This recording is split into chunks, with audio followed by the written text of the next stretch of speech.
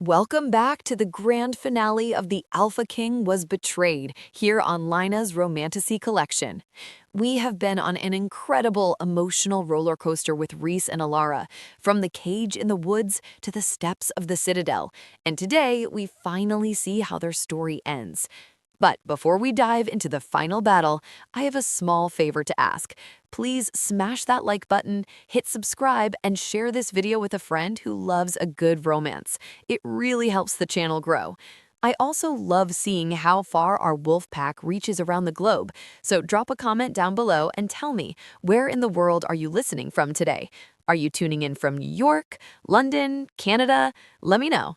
And finally, if you have enjoyed this series, if Rhys and Elara's story touched your heart, please consider leaving a super thanks below the video.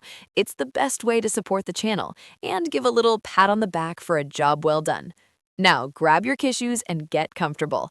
Let's find out if the Alpha King can save his queen. We left them in the winch room, the gate opening, the army pouring in, and Gideon cornered. But a cornered sorcerer is a dangerous thing. Get ready for the final battle, the shift, and an ending that will melt your heart. Let's finish this war. The roar of the Northern Legion flooding into the courtyard below wasn't just a sound, it was a physical vibration, a tremor that rattled the very stones of the winch room and shook the grease-stained soles of my boots. It was the sound of salvation, chaos, and, if I was being honest, a whole lot of angry men with sharp metal. But up here in the tower, the air was thick with something far worse, the ozone stench of dark magic, the metallic tang of blood, and the desperate, sour sweat of a sorcerer who had just realized his 12-year plan was crumbling like a dry biscuit. Gideon backed away from the arched window, his face a twisted mask of disbelief. The arrogance that had armored him for over a decade was cracking, flaking away to reveal the petulant, frightened boy beneath.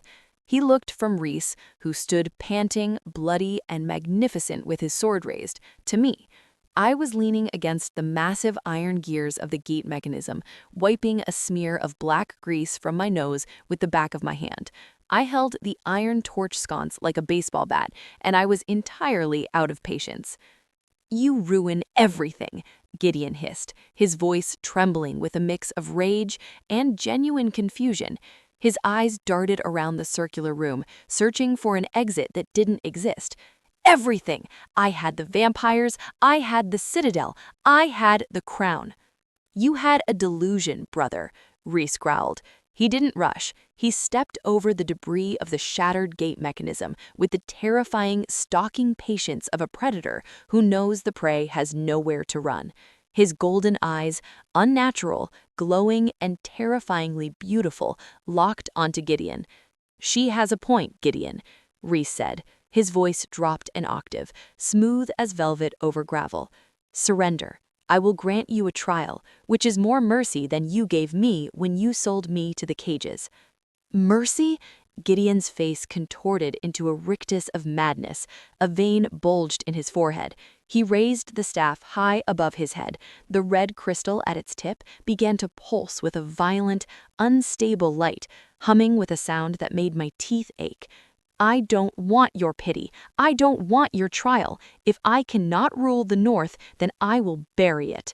My stomach dropped. He wasn't aiming the staff at us. He was aiming it at the floor. "Rhys, move!" I screamed, lunging forward. It was too late. Gideon slammed the staff down. A shockwave of black energy rippled outward through the stone floor, like a sledgehammer through glass. The entire tower groaned, a sickening, deep sound, like a dying beast taking its final breath. Cracks spider-webbed up the walls with the sound of gunshots, blowing out the glass in the windows and sending a rain of dust and mortar on our heads. He wasn't just attacking us, he was destabilizing the structural integrity of the gatehouse. The idiot was bringing the Citadel on top of our heads just to prove a point.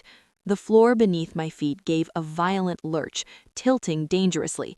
Gravity shifted, and for the first time since this nightmare began, the sass died in my throat. We were going down. Chapter 72. The world didn't just tilt, It revolted. With a grinding shriek of tortured stone, the floor beneath my feet lurched violently, pitching downward at a terrified 45-degree angle.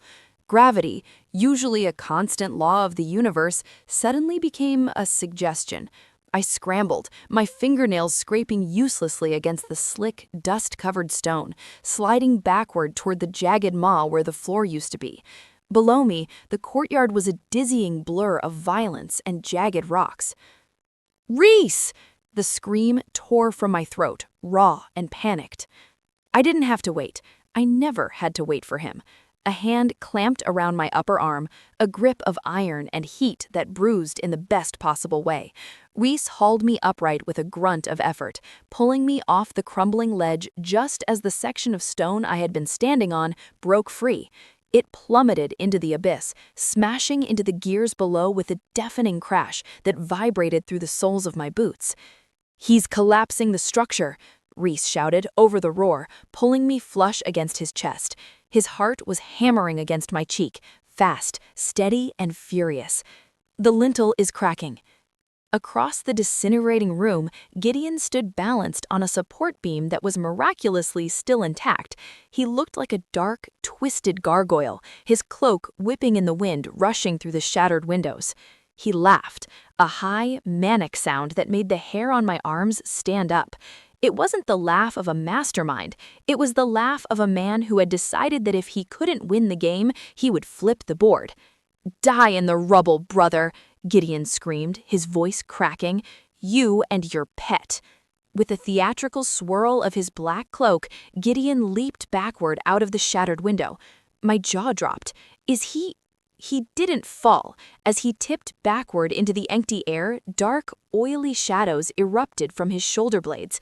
They weren't wings exactly, more like writhing tendrils of smoke that caught the updraft, slowing his descent. He floated down toward his army of vampires like a demonic feather. "Cheater!" I yelled after him, leaning dangerously close to the edge, indignation momentarily overriding my terror. "That is cheating! Gravity applies to everyone, you absolute jerk!" "Elara, leave him!" A massive chunk of the ceiling, probably weighing as much as a horse, crashed down behind us, obliterating the gear mechanism I had been standing next to seconds ago. Dust exploded outward, choking the air, turning the room into a gray, suffocating nightmare. The walls were groaning, leaning inward with a terrifying slowness. We were in a stone box, and the box was being crushed. Rhys grabbed my face between his large, rough hands, forcing me to look away from the window and at him. His face was streaked with blood and dust, but those eyes, those golden, burning eyes, were clear. "He had to jump," he said. I blinked, sure I had misheard him over the sound of the collapsing tower. "I'm sorry, we have to what?" "The stairs are gone. The floor is going. We have to jump." I looked at the window Gideon had vacated, then I looked down. It was easily a 50-foot drop onto cobblestones that were currently swarming with vampires, wolves, and sharp debris. "Jump?" I sputtered, coughing as stone dust coated my tongue. "I am not a bird, Rhys. I do not float on creepy shadow tentacles. I splash. Humans splash." "I will not let you splash," he vowed. His voice was a low growl, vibrating through his hands and into my skull. He wasn't asking for permission, he was stating a fact. "I will catch you. I will break the fall." "With what? Your face?" I shrieked, clutching the lapels of his torn tunic as the floor gave another sickening lurch, dropping another foot. "That is not a plan. That is a suicide pact." "Elara." He shook me, just once, hard enough to snap my focus back to him. The chaos around us, the falling rocks, the screaming wind faded into the background. There was only him. I looked. I saw the fear in his eyes, but it wasn't fear for himself. It was fear for me. And beneath that fear was a steely, unshakable resolve. He was the Alpha. He was the warlord. He was the monster who had claimed me. And right now, he was looking at me like I was the only thing worth saving. "Do you trust me?" he asked. The tower groaned, a support beam snapping with the sound of a gunshot. I hate this question, I yelled, tears of frustration and terror pricking my eyes. Why do men always ask this right before doing something incredibly stupid? Yes, I trust you. I trust you to be heavy and break my fall. Good enough, he gritted out, a flicker of a smirk touching his bloody lips. Hold on tight, wrap your legs around my waist, bury your face in my neck. Do not let go, no matter what happens. I didn't argue. I did as he was told, climbing onto him like a koala on a very muscular tree. I wrapped my arms around his neck, my legs locking around his waist. He clamped his arms around me, one hand cupping the back of my head to shield me, pressing my face into the curve of his shoulder. He smelled of sweat, iron, and something wild, pine and ozone. He backed up 3 paces, all the room we had left before the floor became a jagged hole. On 3. He said, his muscles coiling beneath me like steel springs. Okay, I whispered into his skin, squeezing my eyes shut. Okay, on 3. 1, he shouted. The ceiling above us gave way. A massive slab of stone began to plummet directly toward our heads. 3, he roared, skipping 2 entirely. He sprinted. I screamed as we hit the window ledge. He launched us into the empty air just as the winch room behind us imploded with a thunderous crash that shook my very bones. For a heartbeat, we were weightless, suspended in the gray winter sky, falling. I buried my face deeper into his neck, screaming a curse word that would have made a sailor blush, and prayed that my alpha knew how to bounce. Chapter 73. The wind didn't just rush past us, it screamed, a physical wall of freezing air that tore at my clothes and stole the breath from my lungs. For a terrifying second, my brain helpfully provided the physics of our situation. Mass times gravity equals a very messy splect. I felt Rhys twist his body in midair, a violent, muscular jerk that positioned his back to the ground. He was shielding me. He was turning himself into a human cushion. "Rhys, don't you dare!" I shrieked against the skin of his neck, my voice whipped away by the wind. "You're going to break every bone in your body." "Not today," he growled. But his voice sounded wrong. It wasn't just deep, it was guttural, vibrating with a strange tectonic resonance that I felt in my own teeth. Then came the heat. It wasn't a gradual warmth, it was an explosion. One second, I was clinging to a man. The next, I was clinging to a furnace. His skin temperature spiked so high, so fast, it burned my cheek. Crack. The sound of his bones reshaping was louder than the wind. It was the sound of a tree snapping in a storm. His body convulsed against mine, expanding, literally expanding. His shoulders broadened under my hands with terrifying speed, shredding the fabric of his tunic. The smooth skin I was touching vanished, replaced by a sudden, thick texture of fur. We hit the ground. We didn't land with a thud, we landed with a crater-shaking boom that rattled my teeth in their sockets. I waited for the pain. I waited for the crushing weight of a human body collapsing on top of me. But it never came. Instead, I felt a massive, shock-absorbing impact ripple through the beast holding me. The stone flagstones beneath us cracked and buckled, sending shards of rock pinging off the walls. But the creature didn't collapse. It absorbed the fall on 4 massive limbs, crouching low to the ground. I was shielded safely between 2 tree-trunk-sized front legs, curled into a vulnerable ball on the cobblestones. Silence fell for a heartbeat. Dust swirled around us in a thick gray cloud. I slowly uncurled, coughing on the dust. I looked up, and up. I was staring into the face of the wolf, the real one, the one I had seen in the woods 12 years ago, but bigger, stronger, and infinitely more terrifying.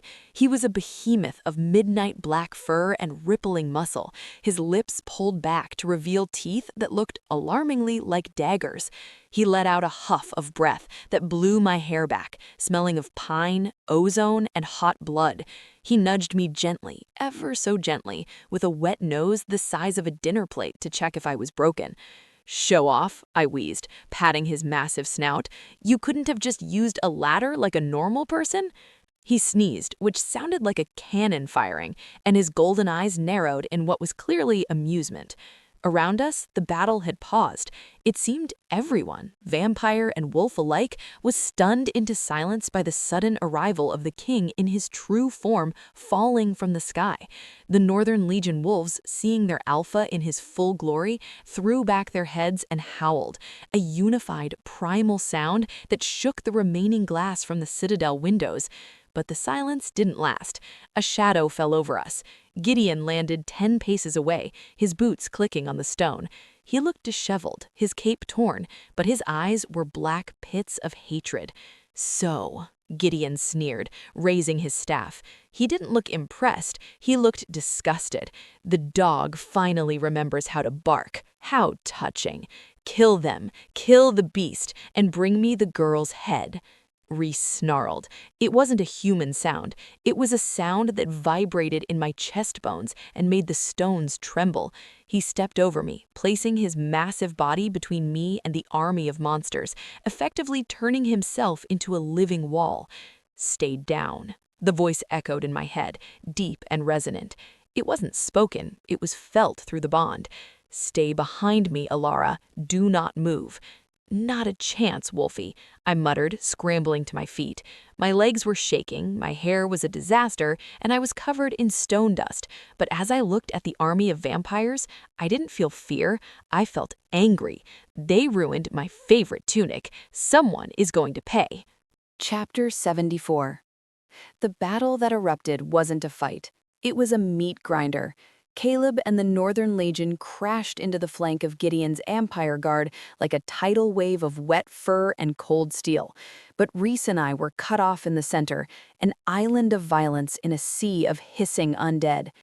Rhys was a whirlwind. He moved with a speed that defied physics for a creature the size of a minivan. He swiped a massive paw, sending 2 vampires flying into a stone wall with the wet crunch of snapping twigs. His jaws snapped shut on another, ending the creature instantly. He was lethal, efficient, and honestly, he was showing off. But he was also distracted. He was fighting 2 battles, the one against the vampires and the one to keep a tight, suffocating circle of safety around me. Every time I raised my dagger to stab something, a massive black hip check would knock me sideways, and Rhys would tear the throat out of my target. "Stop hovering!" I yelled, ducking under a vampire's clumsy swing and scrambling back to my feet. "I am not a porcelain doll, Rhys. I have knives, very sharp knives." Rhys let out a rumbling snarl that vibrated in my molars, swiping a vampire away from me like a nuisance fly. "Then stay behind the teeth, Elara," his voice echoed in my head, sounding exasperated. "I can handle the leftovers." A vampire hissed, lunging for my throat with claws extended. I didn't try to overpower him, I wasn't an idiot, and I certainly didn't have alpha strength. I dropped to my knees, sliding across the slick cobblestones like a baseball player sliding into home base. As I passed underneath him, I drove my star steel dagger upward. The blade sank into his thigh, hitting the femoral artery. He shrieked, his leg buckling. Before he could recover, I scrambled up, used his crumbling momentum against him, and kicked him hard in the chest. He stumbled back, right into Rhys's waiting jaws. Crunch! Rhys tossed the dust aside like a chew toy and spared me a glance. His golden eyes were wide, the pupils blown, flashing with something that looked suspiciously like impressed amusement. Not bad for a steward, the thought trickled into my mind, warm and grudgingly proud. "I expect a bonus," I shouted back, wiping black vampire ichor off my cheek. "Hazard pay and a new tunic." We moved as one unit, the king and his shadow. It was a dance we had perfected over months of chaos. When a vampire tried to circle behind Rhys's blind spot, I was there, slashing at tendons and shouting mornings. When I was overwhelmed, a massive black wall of fur would slam into my attackers, clearing the space. It was brutal. It was bloody. It was the most romantic date we'd had in weeks. But Gideon was watching. From the safety of his rear guard, the sorcerer saw his elite soldiers falling. He saw that the weak human he had mocked was actually a very annoying problem with excellent aim. Desperation twisted his handsome face into something ugly and unrecognizable. He slammed the butt of his staff into the ground again. "Enough!" He began to chant in a language that sounded like grinding rocks, old, dark magic that tasted like copper in the air. Dark, oily shadows began to seep up from the cracks in the cobblestones. They weren't just shadows, they were physical, writhing tendrils like octopus arms made of smoke. I felt the temperature drop 10 degrees.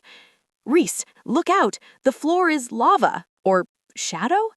The tendrils whipped toward Rhys, faster than a striking cobra. They wrapped around his legs, his torso, his massive muzzle. He roared, thrashing, snapping at the smoke, but their teeth passed right through them. They were intangible to physical force, but solid as steel chains against his magic. They tightened, dragging him down. "Got you," whispered Gideon, stepping forward. The vampires fell back, leaving a clear path between the sorcerer and the trapped alpha. Gideon dropped his staff and pulled a dagger from his belt. It wasn't steel, it was pure obsidian, pulsing with a necrotic purple light. Even from here, I could feel the wrongness of it. It was a mage-killer blade, designed to sever the soul from the body. "Say goodbye to your alpha," Gideon shouted to the watching armies, raising the blade high. Rhys whined. It was a high, frustrated sound that broke my heart. He stopped struggling against the shadows and locked his golden eyes on me. He wasn't afraid of dying. The idiot was afraid of leaving me alone. "Run, Elara," he pleaded, his mental voice cracking with desperation. "Run to Caleb. Get behind the line." I looked at Caleb, fighting 50 feet away, unable to reach us through the wall of vampires. I looked at Rhys, bound and helpless, offering himself up to save me.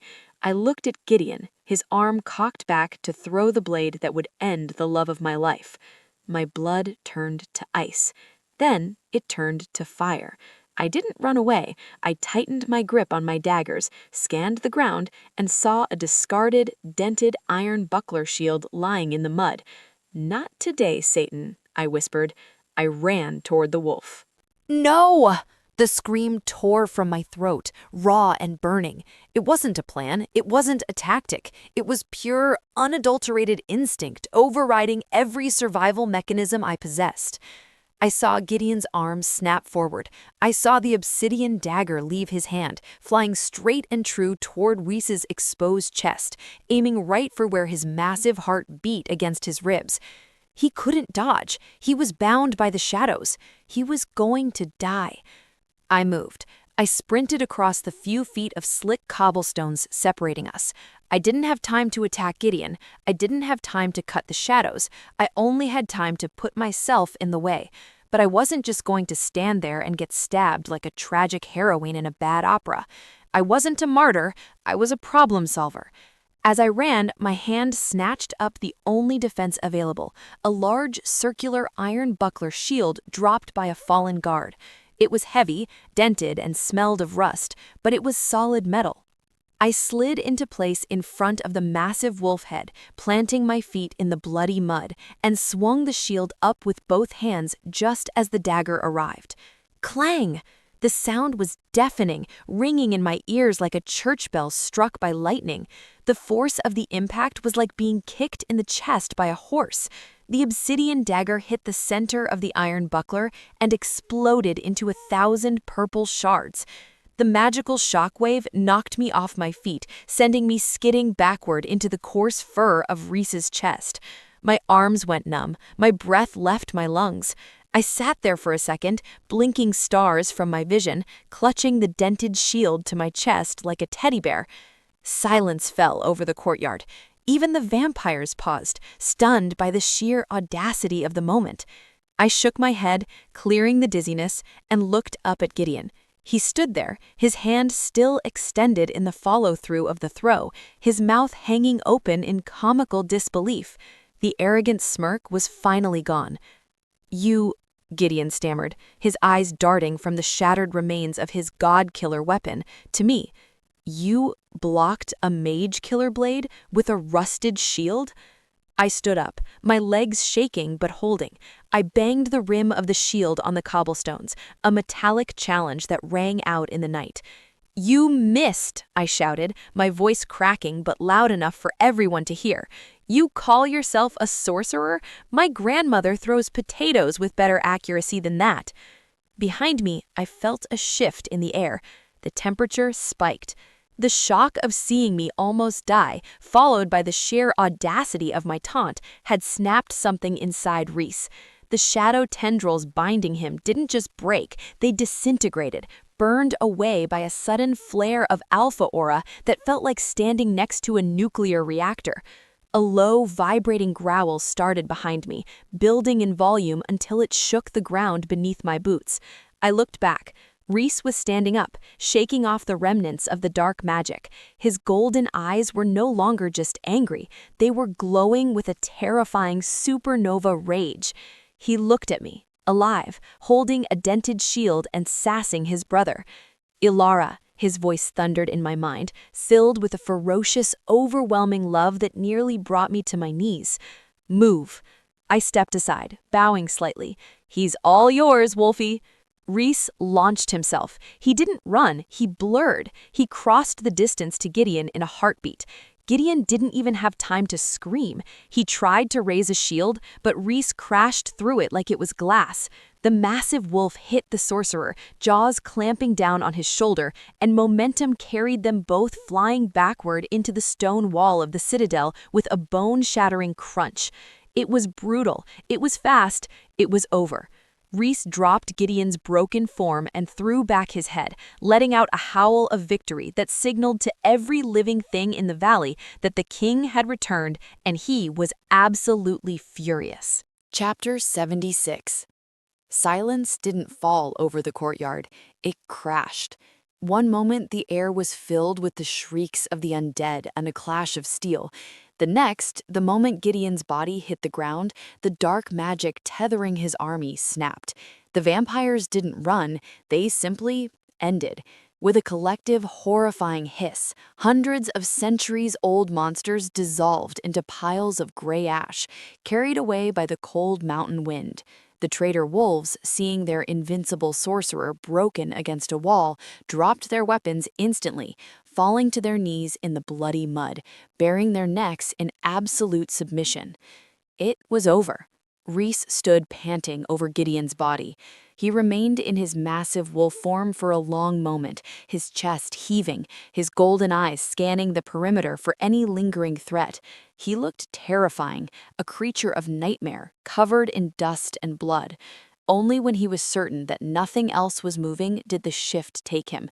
The bones cracked and reshaped, the fur retracted, and Rhys the man stood there, naked, glorious, and looking utterly homicidal. He didn't look at his army. He didn't look at the kneeling traitors. He didn't even look at the brother who had tormented him for 12 years. He spun around, his eyes wild, searching. "Elara!" I was sitting in a puddle of mud about 20 feet away, clutching my dented shield. My arms were vibrating from the impact, and I was pretty sure I had bruised my tailbone, but I was alive.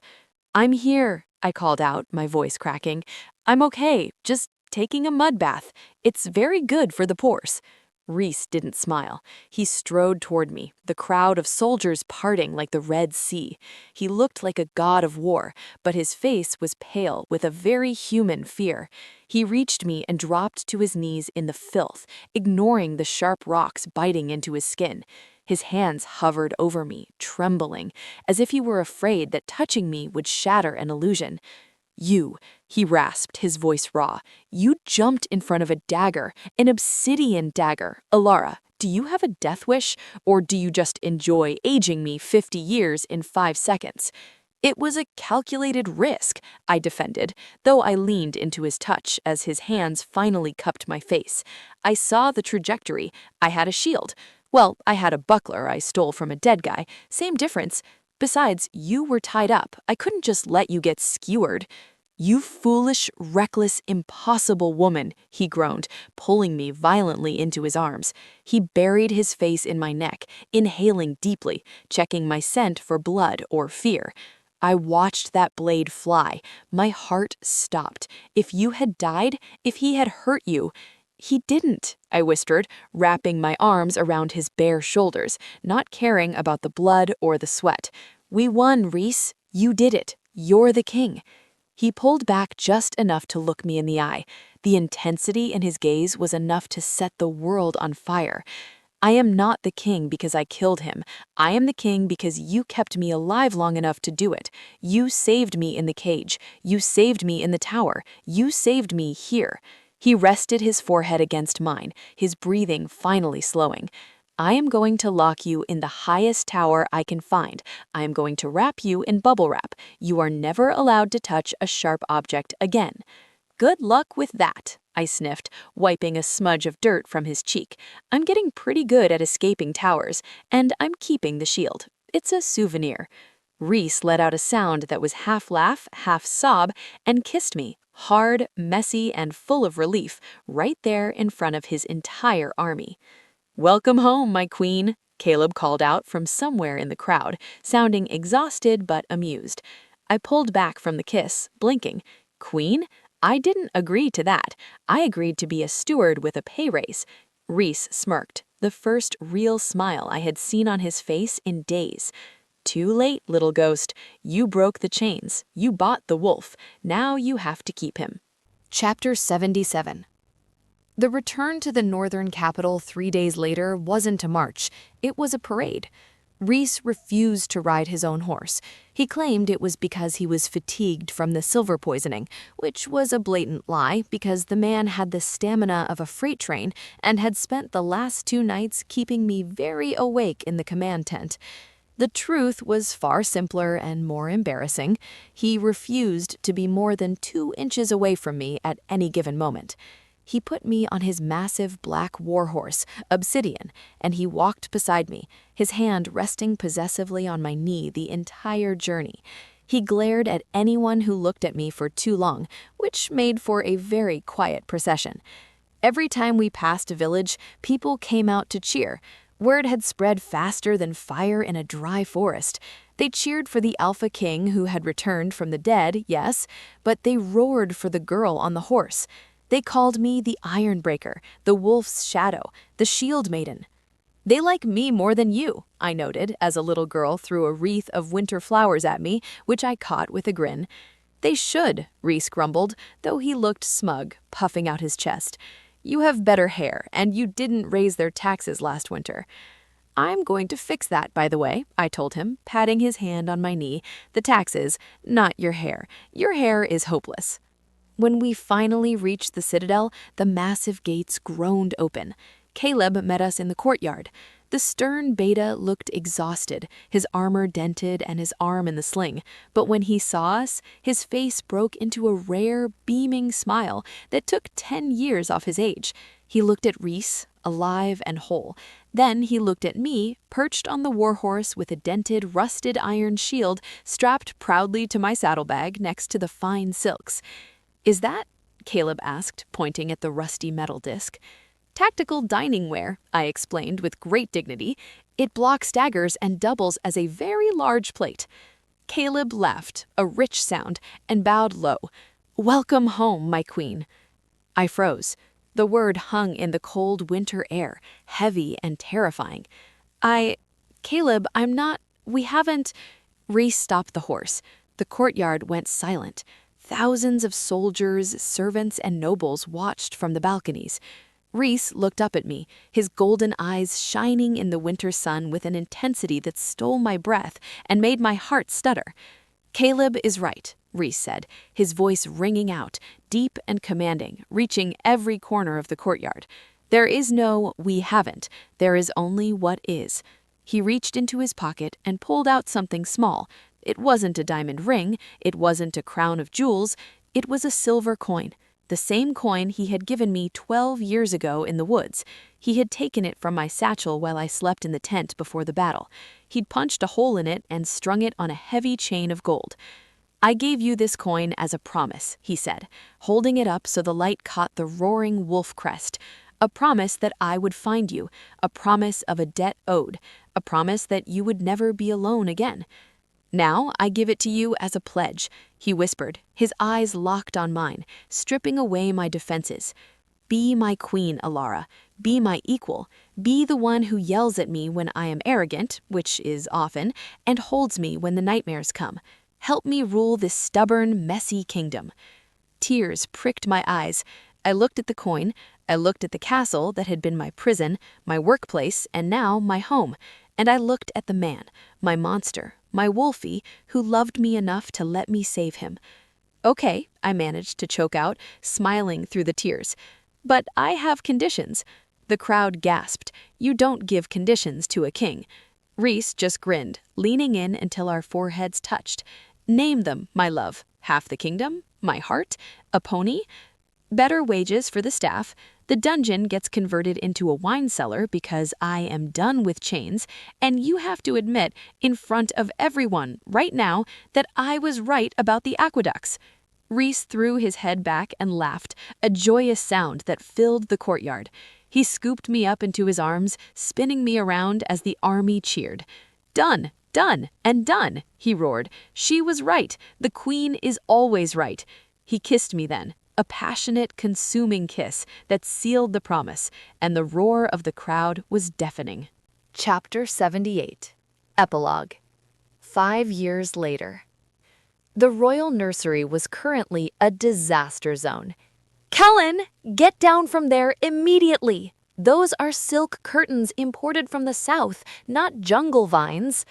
I stood in the center of the room, hands on my hips, glaring up at my 4-year-old son. Kellen was currently clinging to the top of the window drapery, swinging back and forth with a terrifying lack of self-preservation and a maniacal giggle. "I am a scout!" Kellen yelled, his dark hair a mess, his golden eyes bright with mischief.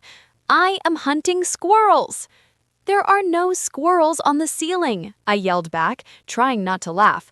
"Come down before I call your father. He will not be pleased if you break his castle."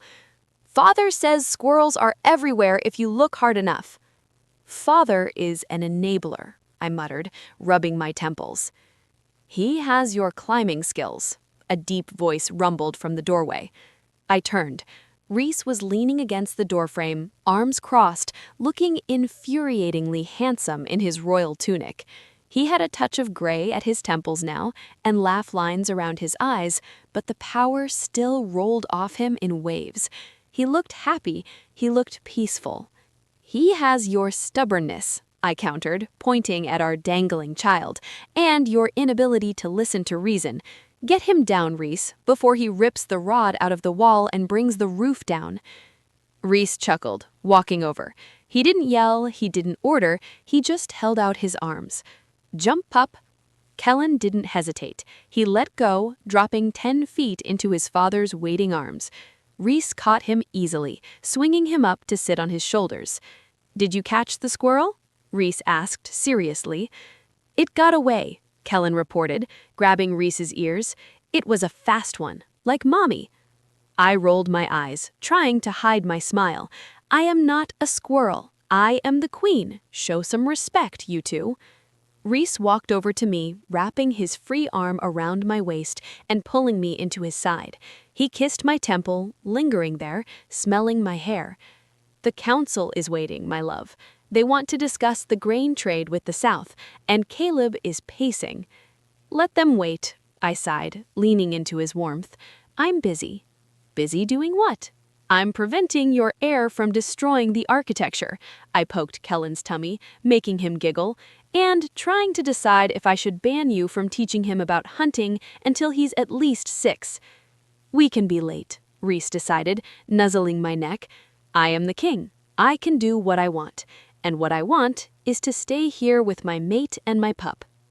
"And I am the queen," I reminded him, touching the silver coin that still hung around my neck, warm against my skin. "And I say we go, because if we're late, Caleb gets twitchy, and you know how he gets when he's twitchy." "Fine," Rhys grumbled. "But tonight you are mine. No council, no toddler, just us." "Is that an order, Your Grace?" I teased, raising an eyebrow. "It is a desperate plea," he whispered, nipping at my ear. We walked out of the nursery together, a family built on chaos, survivors, and love. As we headed down the hall toward the throne room, Kellen suddenly sneezed. Poof! There was a sudden cloud of gray smoke.